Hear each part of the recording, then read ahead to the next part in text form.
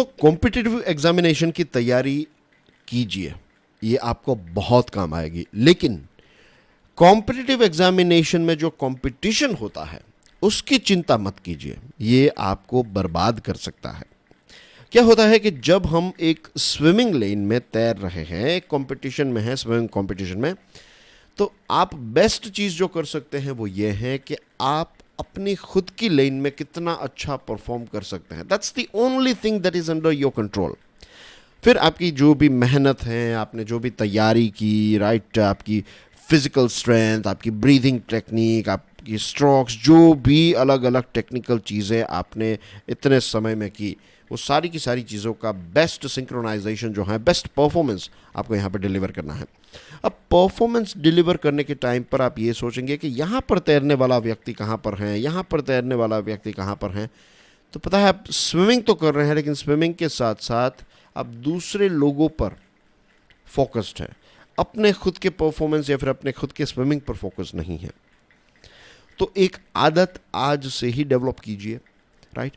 Competitive examination की तैयारी करना इट्स वेरी गुड, लेकिन कंपटीशन के बारे में चिंता करना जो है इट इज़ वेरी बैड। ये आपके परफॉर्मेंस को अफेक्ट करेगी बहुत ही सटल तरीके से, बहुत ही एक छोटे लेवल पर वो चिंता का बीज जो है वो आपके अंदर आता रहेगा और वो आपका परफॉर्मेंस जो है उसको बर्बाद कर सकता है। थोड़ी बहुत स्ट्रेस होना, थोड़ा बहुत चिंता होना, दैट्स ओके, लेकिन फिर ऐसा ना हो जाए कि आप कंटिन्यूसली इस सोच में हो कि भाई दिल्ली में इस इंस्टीट्यूशन में प्रैक्टिकल क्लासेस अटेंड करने वाला व्यक्ति कितना आगे होगा, राइट। फिर यहाँ पर कोटा में कोई तैयारी कर रहा है तो वो कहाँ पर होगा, तमिलनाडु में एक बहुत अच्छा इंस्टीट्यूशन है, वहाँ पर जाने वाला विद्यार्थी जो है वो मुझसे बहुत आगे होगा।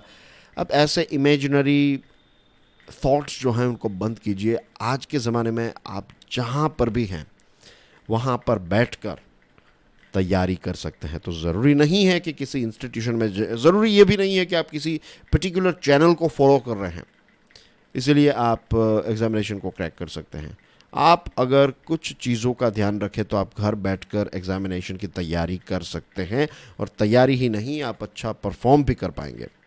आज 7 नवंबर 2022 है दोस्तों। आज हमारे टेबल पर है 4 इंटरेस्टिंग टॉपिक्स। इमरान खान के बारे में बात करने वाले हैं, यानी कि पाकिस्तान के पॉलिटिक्स के बारे में बात करेंगे और इंडिया के पॉइंट ऑफ व्यू से ये बहुत ही इंपॉर्टेंट है। गुजरात इलेक्शंस के बारे में बात करेंगे, इकोनॉमी है, and then we have national judicial appointment commission. आगे बढ़े उससे पहले dear friends, we proudly support mission life. Mission life जो है ये क्लाइमेट चेंज के खिलाफ जो एक लड़ाई है उसको डेमोक्रेटिक बना देता है। इसमें यह है कि मैं, आप, हम सब छोटे बड़े जो भी स्टेप्स हैं वो उठा सकते हैं। फॉर एग्जांपल, एक ट्री प्लांट करना जो है that is also a thing that we can do on our level. Tree plant नहीं कर सकते, अपनी खिड़की के पास एक छोटा सा पौधा रख दिया, प्लास्टिक का इस्तेमाल ना किया, राइट। कहीं पर अगर हम चल के जा सकते हैं तो वहाँ पर मोटरसाइकिल का इस्तेमाल ना किया। तो ऐसे छोटे छोटे स्टेप्स हम उठाते हैं, जब उठाएंगे तो एक बड़ा बदलाव जो है इससे आ सकता है। सोचिएगा इसके बारे में। Attack on Imran Khan, Tribune का ये आर्टिकल है। पाकिस्तान में सिचुएशन जो है, पॉलिटिकल सिचुएशन फिर से अच्छी नहीं है। इमरान खान पर एक असैसिनेशन अटेम्प्ट हुआ और इमरान खान जो हैं वो इंजर्ड हुए हैं, लेकिन उनकी ऑफ कोर्स मृत्यु नहीं हुई है, विच इज़ अच्छी बात है, राइट। किसी भी इंसान की जान लेना जो है दैट्स नॉट गुड थिंग। और अब ये असैसिनेशन अटेम्प्ट की वजह से देश में फिर से प्रोटेस्ट होने लगे हैं, और इमरान खान की फ़ैन फॉलोइंग काफ़ी अच्छी है। एज़ यू नो कि वो पहले क्रिकेटर थे, फिर प्राइम मिनिस्टर बने, और अप्रैल में नो कॉन्फिडेंस वोट हुआ, फिर वो प्राइम मिनिस्टरशिप से हट गए, एक नए प्राइम मिनिस्टर आ गए, और तब से मीन्स इमरान खान जो हैं वो कह रहे हैं कि एक अर्ली इलेक्शंस होने चाहिए। उनका कहना ये है कि अगर फिर से वोटिंग इलेक्शंस किए जाए तो उनका ये दावा है कि वो जीत जाएंगे, शहबाज शरीफ की सरकार जो है वो नहीं जीत पाएगी, एंड थिंग्स लाइक दैट।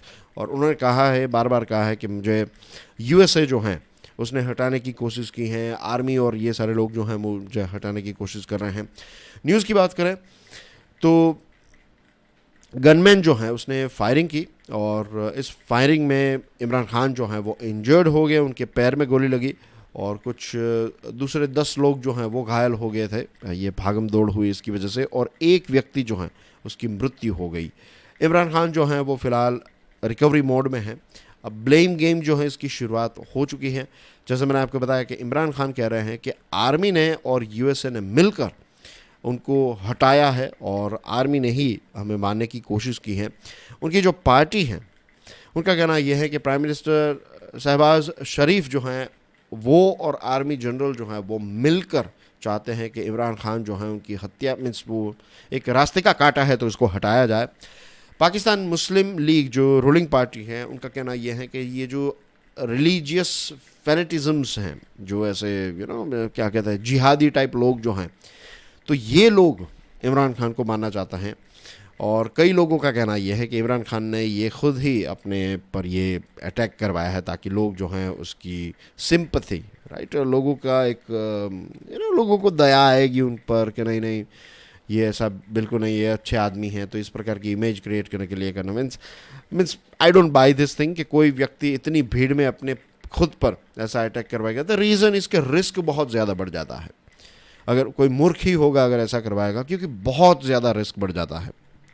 एक छोटी सी गलती, कोई वहाँ पर से गोली मारने की कोशिश करा और किसी ने छोटा सा एक पुश भी किया तो हो सकता है कि वो पैर की जगह पर दिल पर भी लग जाए या सिर पर भी लग जाए।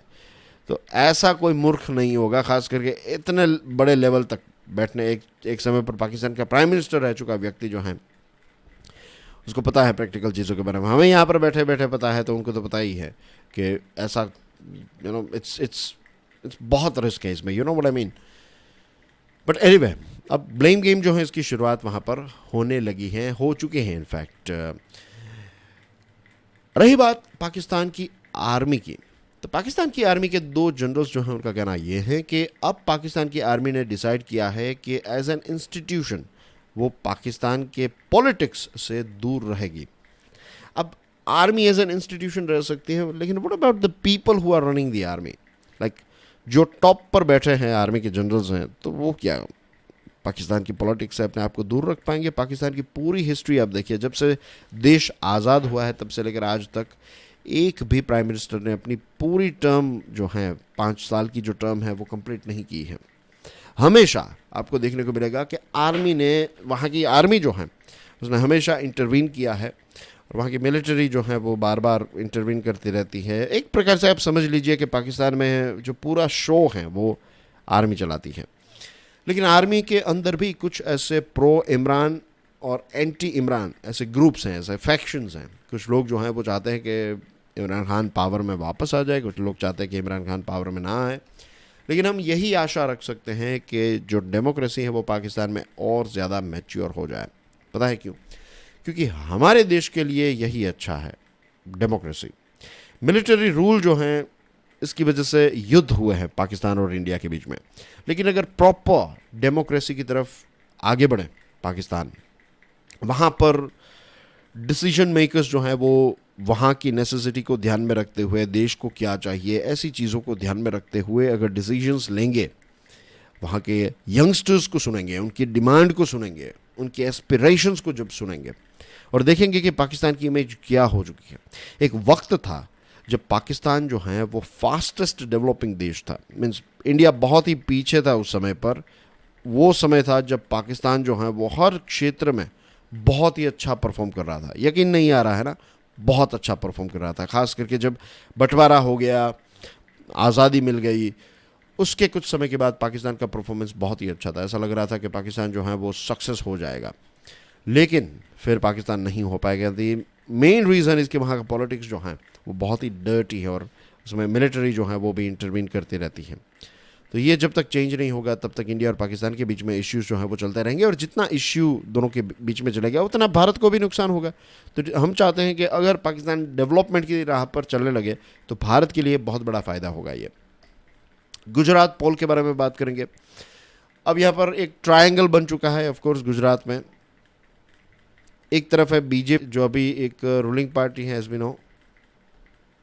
देन वी हैव एक तरफ आप है, आम आदमी पार्टी, और एक तरफ है कांग्रेस। तो ये ट्रायंगल जो है वो गुजरात में हमें देखने को मिल रहा है। 1 और 5 दिसंबर को गुजरात के असेंबली इलेक्शंस होंगे।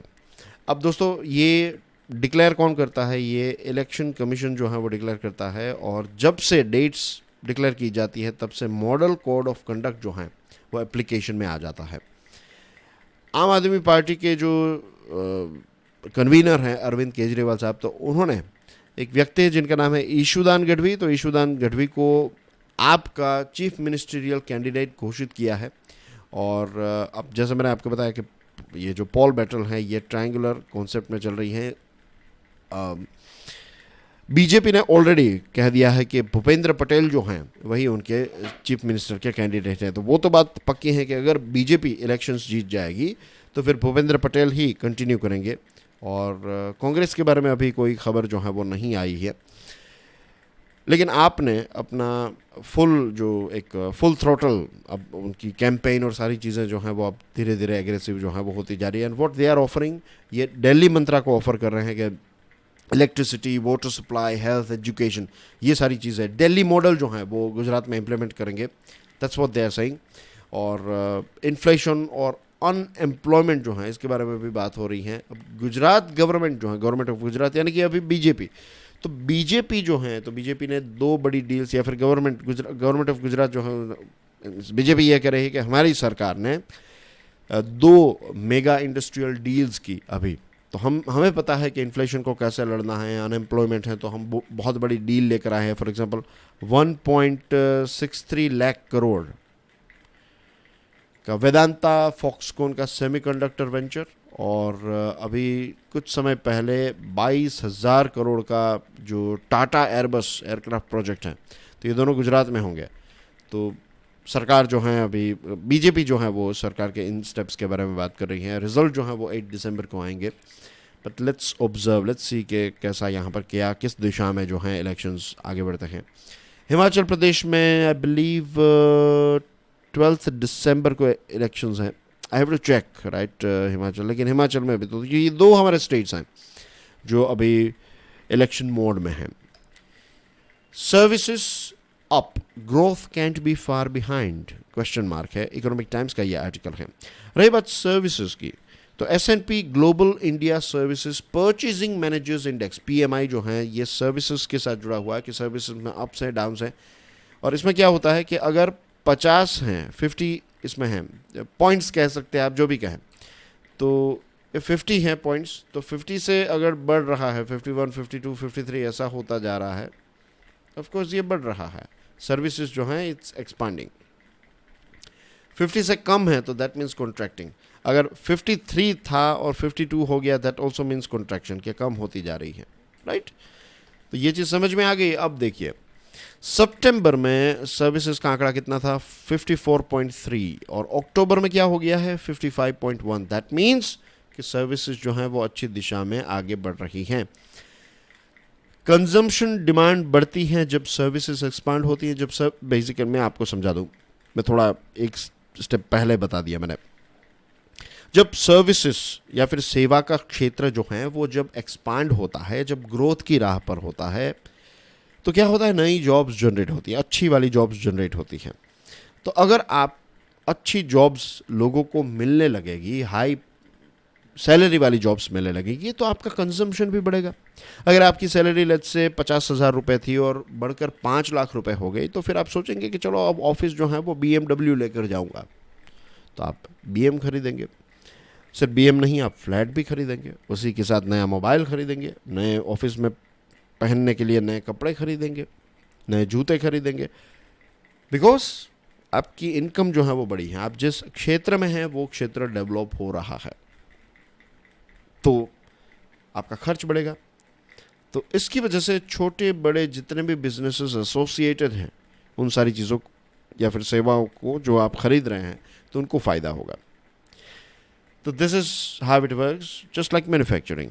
तो सस्टेन्ड इकोनॉमिक रिकवरी के लिए इट्स वेरी गुड कि सर्विसेज जो है वो एक्सपांड हो रही है। रही बात मैन्युफैक्चरिंग की, S&P global India manufacturing PMI, अब ये सिर्फ मैन्युफैक्चरिंग के साथ जुड़ा हुआ है। तो प्रीवियस मंथ में ये कितना था 55.1, इस महीने में 55.3, तो यहाँ पर भी हमें एक एक्सपांशन देखने को मिला। इतना बड़ा नहीं है, छोटा येट एक्सपांशन है, which is a good thing. और ख़ास करके ये एक्सपांशन ऐसा समय में देखने को मिल रहा है जब ग्लोबल फैक्ट्री आउटपुट जो है वो थोड़ा वीक हुआ है। द रीज़न इज़ रिसेशन का जो फियर है इसकी वजह से ग्लोबल फैक्ट्री आउटपुट यानी कि ग्लोबल प्रोडक्शन जो है वो कम हुआ है, और ऐसे समय में हमारा मैन्युफैक्चरिंग जो है उसमें थोड़ा हमें उछाल देखने को मिल रहा है, which is a very good thing. इसके साथ साथ सितंबर में जो कोर सेक्टर आउटपुट है तो इसमें ये भी रिकवर हुआ था, which is again a good thing. GST collections की बात करें तो फेस्टिवल स्पेंडिंग और इन्फ्लेशन की वजह से जीएसटी का कलेक्शन जो है वो थोड़ा अच्छा रहा है, राइट। 1.52 लाख करोड़ रुपीस अक्टूबर में इतना रहा है, विच इज़ 16.6% हायर। तो जब फेस्टिवल सीज़न है लोग ज़्यादा सामान खरीदते हैं, और सामान अगर महंगा है तो उस पर जीएसटी भी थोड़ा ज़्यादा कलेक्ट होगा। तो ये दो रीज़न्स है इसके। अब इकोनॉमी को ग्रो करने के लिए डिमांड जो है वो ड्यूरेबल होनी चाहिए, और डिमांड तब बढ़ेगी जब, अगेन सर्विसेज का जो एग्जांपल दिया आप समझिए, लोगों के हाथ में जैसे पैसे आएंगे तो वो कंज्यूम करेंगे, तब जाकर डिमांड होगी। अब ग्लोबल स्लोडाउन और ग्लोबल फाइनेंशियल मार्केट, ये दो चीज़ों की वजह से ग्लोबल स्लोडाउन होने लगा है वेस्टर्न वर्ल्ड में खास करके, तो उसकी वजह से वो लोग कम खर्च करेंगे, और इसके साथ साथ वहाँ पर इन्फ्लेशन बढ़ा है बिकॉज ऑफ दिस वॉर। तो उसको कंट्रोल करने के लिए वहाँ की जो बैंक्स हैं उन्होंने इंटरेस्ट रेट यानी कि लोन का रेट जो है वो इंक्रीज़ कर दिया है, तो इसकी वजह से ग्लोबल फाइनेंशियल मार्केट जो है उस पर इम्पैक्ट आई है। तो ये सारी चीज़ें जो हैं ये हेडविंड्स हैं, ये सारे चैलेंजेस हैं। इंटरनेशनल मॉनिटरी फंड ने भी इंडिया का जो ग्रोथ फोरकास्ट है उसको 6.8% कर दिया फॉर 2023, और इसके पीछे रीज़न दिया है कि Q2 जो हैं इसमें ग्रोथ जो है वो वीकर देन एक्सपेक्टेड रहा, और कुछ ऐसे एक्सटर्नल फैक्टर्स जो हैं ये सबड्यूड हैं। But anyway this are the challenges and this are the figures के ये सारे चैलेंजेस थे, लेकिन इस दिशा में चीज़ें अभी बढ़ रही हैं। सर्विसेज और मैन्युफैक्चरिंग जो है वो रीजनेबली ओके है। Bank of Baroda research report जो है वो ये कहता है कि ये रिपोर्ट के लिए 630 कंपनीज जो है financial companies, 630 not financial companies but in general companies जो है उनको एनालाइज किया गया। इसमें बैंक्स, फाइनेंशियल सर्विसेज, इंश्योरेंस और आईटी सॉफ्टवेयर कंपनीज जो है वो इंक्लूडेड नहीं है। इनके अलावा की जो 630 दूसरे सेक्टर्स की 630 कंपनीज को एनालाइज किया गया।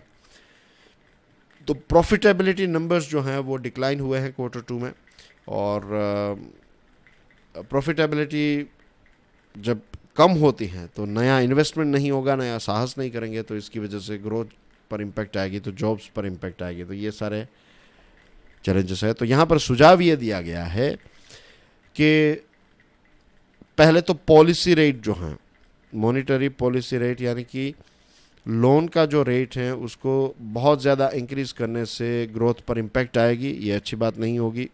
दूसरी चीज़, इंफ्रास्ट्रक्चर जैसे सेक्टर में इन्वेस्टमेंट जब किया जाए तो बहुत सारी पैसे जो हैं वो मार्केट में घूमने लगेंगे, इसकी साइकिल जो है वो स्टार्ट हो जाएगी।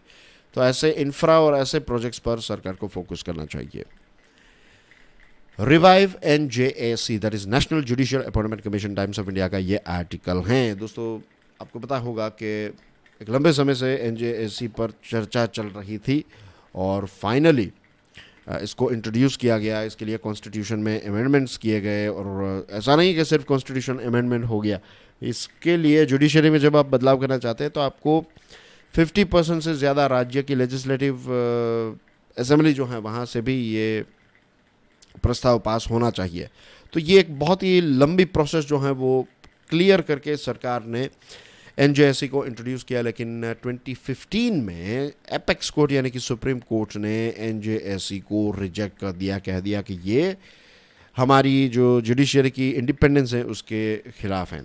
यूनियन लॉ मिनिस्टर किरण रिजिजू ने ये कहा है कि government want stay silent for ever, कि हमेशा सरकार जो है वो हमेशा यानी कि हमेशा के लिए, टू बी मोर प्रिसाइज, कि NJAC को हटा दिया है यहाँ पर, तो सरकार हमेशा के लिए चुप नहीं रहेगी।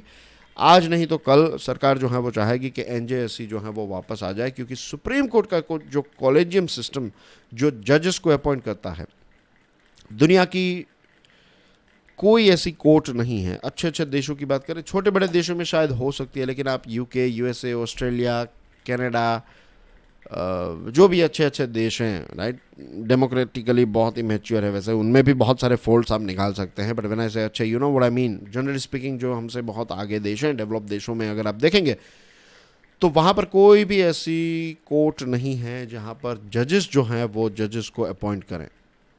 तो ऐसे सिस्टम सिर्फ हमारे देश भारत में है, इसको कॉलेजियम सिस्टम कहते हैं, राइट। नए स्टूडेंट्स अगर आप हैं तो let me tell you, collegium में क्या है दोस्तों कि 5 जज होते हैं। इसमें चीफ जस्टिस ऑफ इंडिया हैं और जो 4 सीनियर मोस्ट सुप्रीम कोर्ट के जजेस हैं, ये 5 जजेस जो हैं टोटल, ये मिलकर कॉलेजियम बनाते हैं। और ये लोगों के पास में ये पावर है कि कौन सा व्यक्ति जो है वो हाई कोर्ट से लेकर उसको हम सुप्रीम कोर्ट में, सुप्रीम कोर्ट का जज किसी को बनाना है तो इनके पास पावर है, यू नो, और हाई कोर्ट्स के ऊपर भी इनका पावर है। तो हाई कोर्ट के जज किसको बनाना है, सुप्रीम कोर्ट का जज किसको बनाना है, ये सारे पावर्स जो हैं वो ये कॉलेजियम के पास हैं। अब प्रॉब्लम ये है, कॉलेजियम की वजह से इंडिपेंडेंस तो मेंटेन हो रही सुप्रीम कोर्ट की, लेकिन कॉलेजियम क्या डिसीजन लेता है, मीन्स क्या नहीं, लेकिन कैसे कॉलेजियम डिसीजंस लेता है, इस चीज़ की कोई नोट डाउन या फिर इसका कोई ऐसा लिखा नहीं जाता कहीं पर। बस ये 5 जजेस जो हैं वो मिलकर डिसाइड कर लेते हैं। ये कॉन्स्टिट्यूशन में नहीं था, ये सुप्रीम कोर्ट ने ही इस चीज़ को ऐड किया, ये कॉलेजियम सिस्टम। तो कॉलेजियम सिस्टम के जजेस यही कहते हैं, इसको सपोर्ट करने वाले जजेस यही कहते हैं कि जुडिशियल अपॉइंटमेंट्स में फिर सरकार का इंटरफियरेंस जो है वो काफ़ी बढ़ जाएगा और इसकी वजह से जुडिशरी जो है वो इंडिपेंडेंट नहीं रहेगी। और 70s और 80s के टाइम पर ऐसा होता था कि प्रेसिडेंट प्राइम मिनिस्टर या फिर आप समझ लीजिए कि सरकार जो है वो वाया प्रेसिडेंट जो है वो डायरेक्टली इनडायरेक्टली जुडिशरी की अपॉइंटमेंट्स पर हर्डल्स क्रिएट करती थी और उसको इन्फ्लुएंस भी करती थी। जुडिशरी का इंडिपेंडेंट रहना बहुत ही important, it is very very important, क्योंकि रियलिटी अगर आप देखें तो आज मीडिया पर भी सरकार का इन्फ्लुएंस है। बहुत सारे मीडिया हाउसेस जो हैं वो प्राइवेटली ओन्ड हैं और वो प्राइवेट बिजनेस ओनर्स जो हैं वो किसी ना किसी सरकार या फिर पॉलिटिशियंस के साथ डायरेक्टली इनडायरेक्टली जुड़े हुए रहते हैं। तो ये एक पूरा एक इकोसिस्टम जो है वो बना लिया, एक नेक्सस बना लिया है, एज वी ऑल नो। ऐसा भी नहीं है कि जुडिशरी में भी ऐसी कोई चीज़ नहीं है, करप्शन तो है ही, लेकिन जुडिशरी इंडिपेंडेंट, रीजनेबली मीन्स बहुत इंडिपेंडेंट है, नॉट रीजनेबली इंडिपेंडेंट, बहुत इंडिपेंडेंट है जुडिशरी। तो ये इंडिपेंडेंस जो है इसकी वजह से ये डर जो है जुडिशरी का वो हमेशा रहा है और ये रहना भी चाहिए। लेकिन जुडिशरी ही ट्रांसपेरेंट ना हो, that is also not right. तो यहाँ पर एक फाइन बैलेंस निकालने की ज़रूरत है कि जजेस की जो चिंता है कि जुडिशरी इंडिपेंडेंट नहीं रहेगी, उनकी चिंता वो भी सही है। इसी के साथ साथ जो ट्रांसपेरेंसी और अकाउंटेबिलिटी है उनके भी स्टैंडर्ड्स को हमें मेंटेन करना रहेगा। तो इसका कोई हमें मिडिल पाथ जो है, एक नया इनोवेटिव रास्ता जो है वो निकालना पड़ेगा। अब जो NJSE वाली सिस्टम है उसमें क्या था, उसमें 6 मेंबर्स थे, एक CJI that is chief justice of India, 2 supreme court के सीनियर मोस्ट जजेस, तो ये हो गए 3 टोटल। सुप्रीम कोर्ट के जजेस की बात करें तो 3 जजेस हैं, समझ गया ना आप। मैं यहाँ पर आपको 6 का जो टोटल हो रहा है वो दिखा रहा हूँ। तो यहाँ पर हो गए 3, फिर यूनियन लॉ मिनिस्टर 1, फिर 2 eminent citizens nominated by A panel, तो कितने हो गए यहाँ पर 2, 3 + 2 + 1 = 6। तो ये हो गया आपके 6 मेंबर्स।